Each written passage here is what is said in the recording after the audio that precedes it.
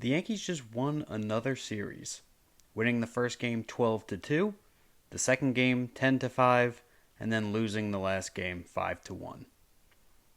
And this series wasn't about the loss. It was about something we've been waiting to see for months. The Yankees are creating margin again. For so much of the season, every game felt tight. Every game felt stressful. Every game felt like one mistake could flip the result. Not this series. The Yankees absolutely buried the White Sox in the first two games. And they did it with depth. Not with Judge, not with a superstar. The entire lineup. And that's becoming a theme. And if the trend continues, this team starts looking a lot more dangerous.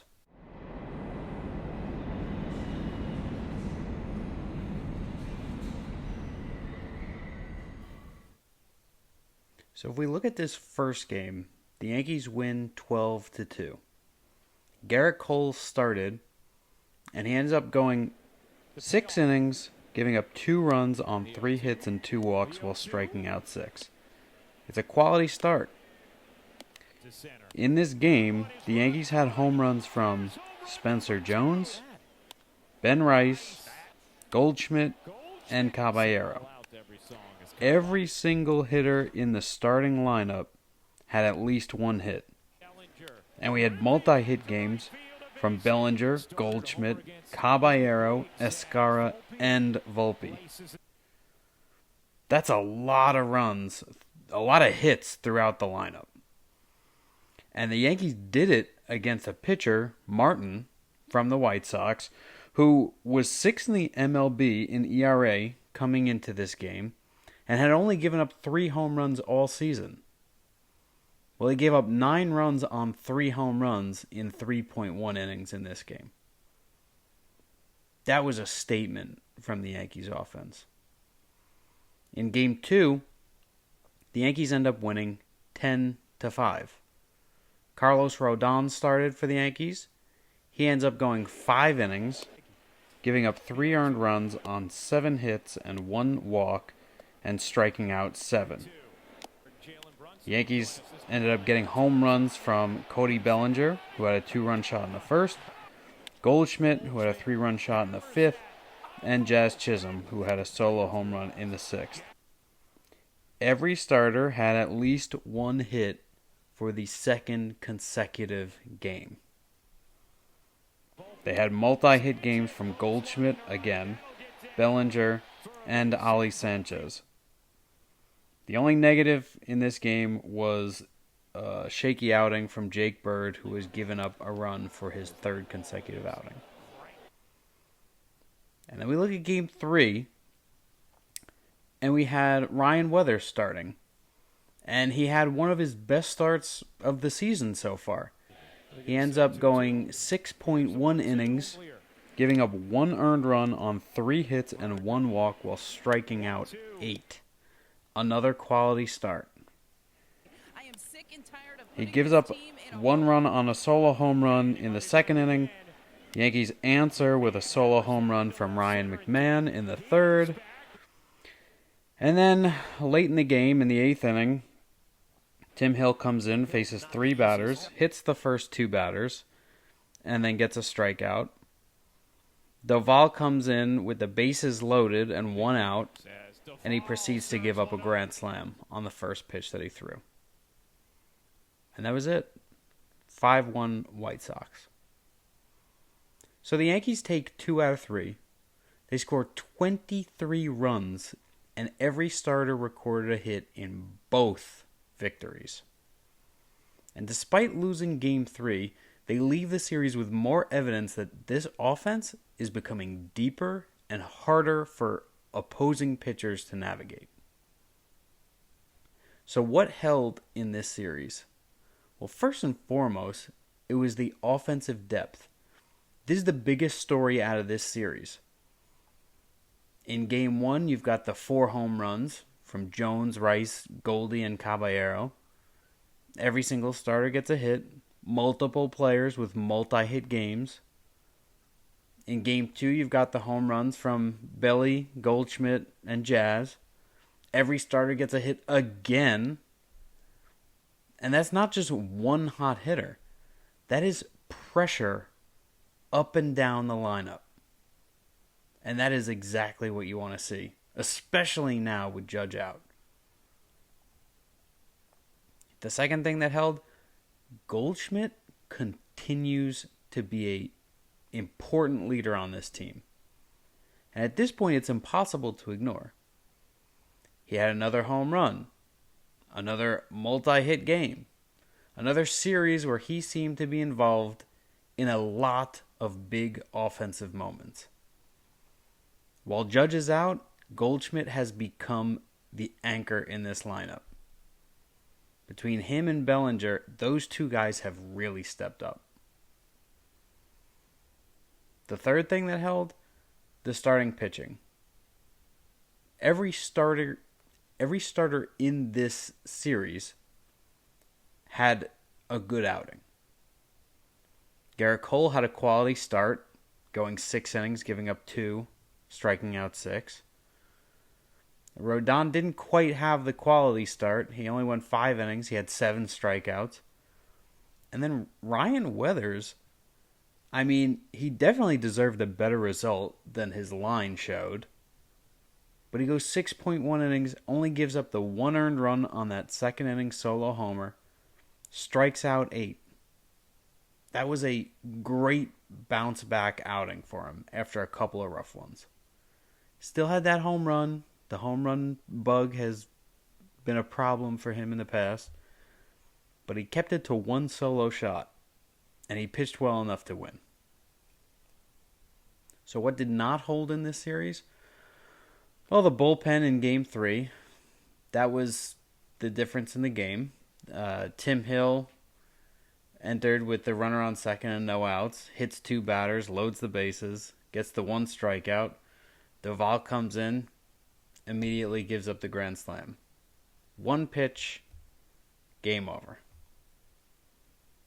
Now, the game technically was not over at that point, but you put yourself in a 4-run hole in the 8th inning with an offense that has only scored 1 run up until this point, and the game is essentially over. The second thing that did not hold is Jake Bird's recent stretch. Like I said, it's now 3 straight appearances allowing a run. It's not catastrophic, but it's definitely becoming a trend worth monitoring. And the third thing that did not hold was closing out the sweep. The Yankees played well enough to sweep this series. They just simply could not finish it. They had the starting pitching to do it. It's just the offense and the bullpen in a high leverage situation did not show up. So did the Yankees respond in this series? Absolutely. They responded early. And the one thing that stood out, the Yankees didn't just beat the White Sox starter in Game 1. They demolished him. And this is a pitcher who, like I said, entered with one of the best ERAs in baseball. 3 home runs allowed all season. The Yankees put up 9 runs on 3 home runs before he could even get out of the 4th inning. That is a response. That's an offense that is attacking instead of surviving. So what was the turning point of the series?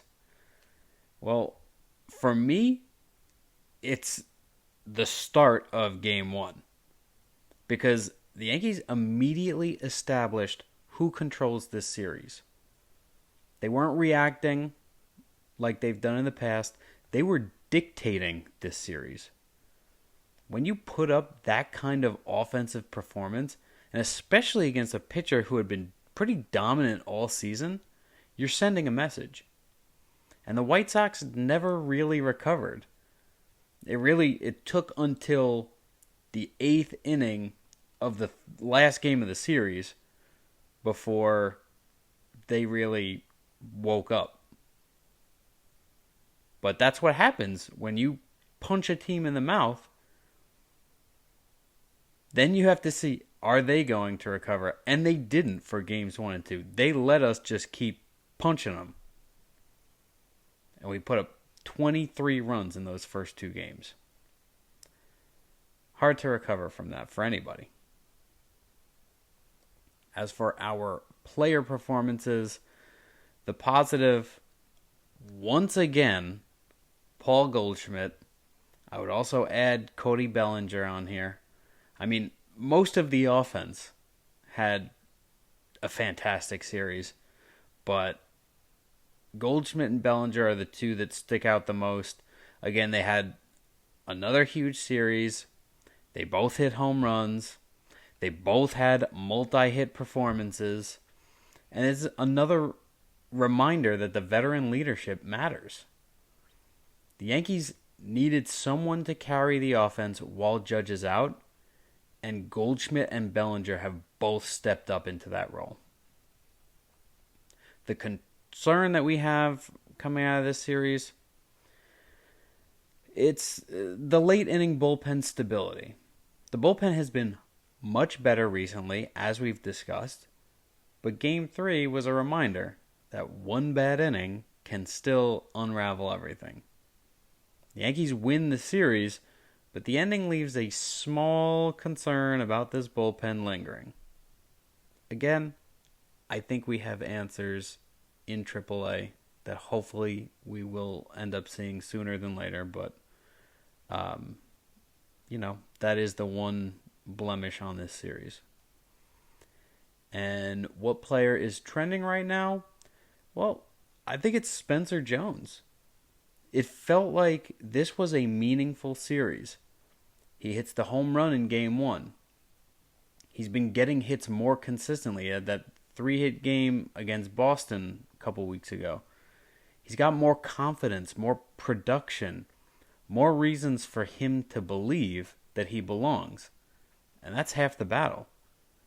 The Yankees keep searching for players who can help carry the load while Judge is out, and Jones is beginning to look like he could be one of them. If we go to our structural check, what is aligned coming out of this series? Well, first and foremost, it's the offensive depth. The fact that you can have every hitter in the lineup have hits in consecutive games is mind-boggling. Especially considering how the bottom of this lineup struggled early on in the season. But we've figured it out. Something has clicked.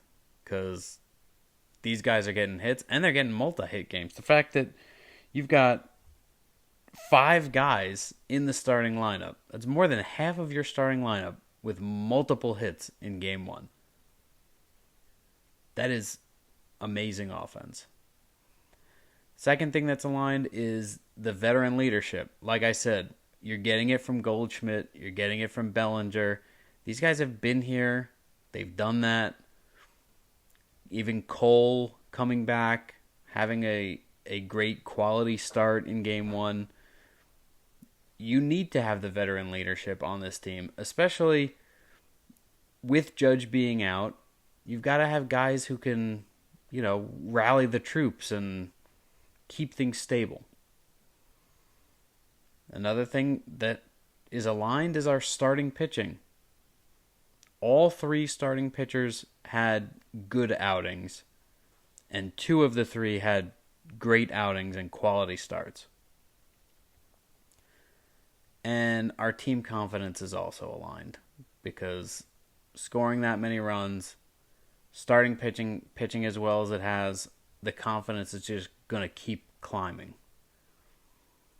And one more positive, every starter recorded a hit in the first 2 games.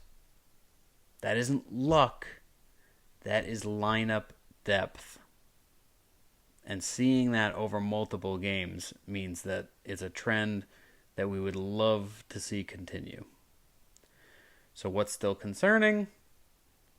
Well, coming out of this series is that bullpen consistency, and especially in high leverage situations. The 8th inning of a tie game, you want to have a bullpen that shuts the other team down.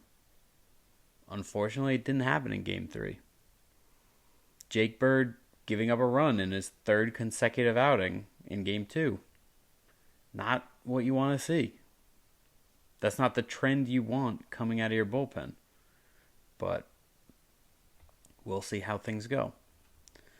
The biggest takeaway from the structure of this team, the Yankees are no longer asking one player to save them.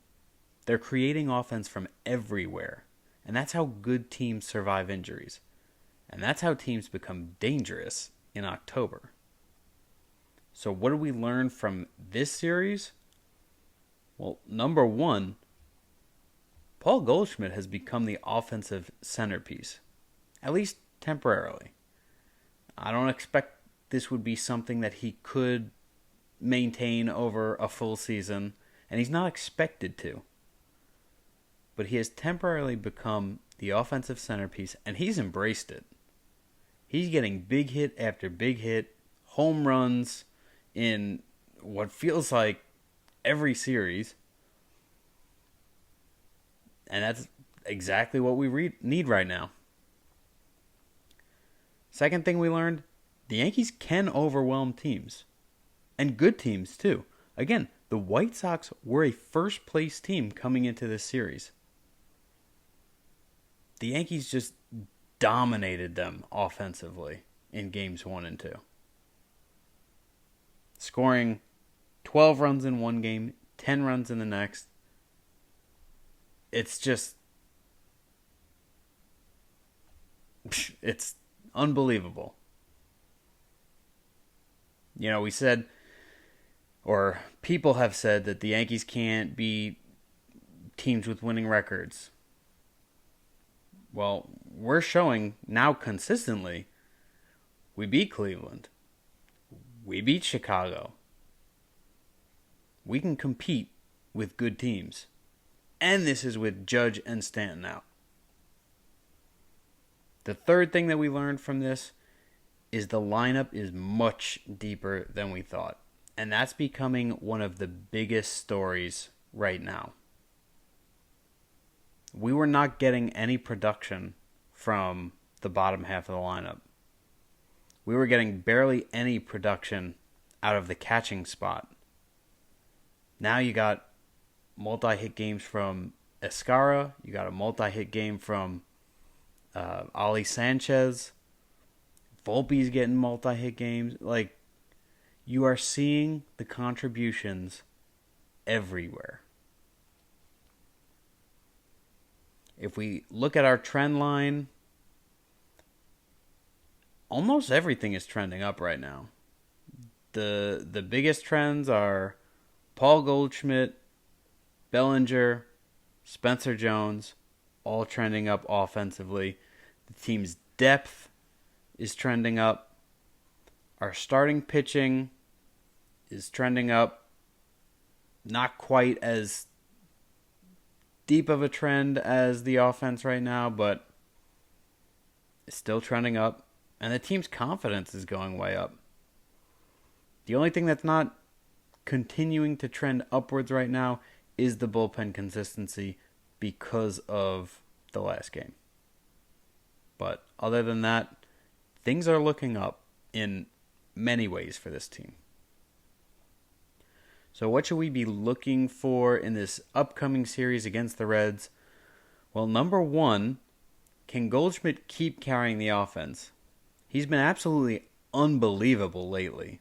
The last few series, for the amount of time that he has consistently been able to carry the offense, I would love to see it continue. I don't expect it to be a long-term thing, but let's ride it out while it's good.